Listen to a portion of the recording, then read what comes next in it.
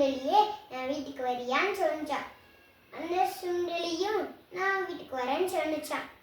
தண்ணி கடியில் இருக்க தவளையோட வீட்டுக்கு சுண்டலியா கூட்டு போச்சான். அந்த சுண்டலி என்ன பண்ணுச்சு, நிறையா தண்ணி குடிச்சிருச்சாமா. அந்த சுண்டலி கொஞ்சம் கொஞ்சமாக மேலே ஏறி அப்படியே தப்பிச்சிருச்சாமா. அந்த சுண்டலி மேலே வந்து ஒன்று சொல்லிச்சான், இனிமேல் எனக்கு தெரியாத செய்யவே மாட்டேன்.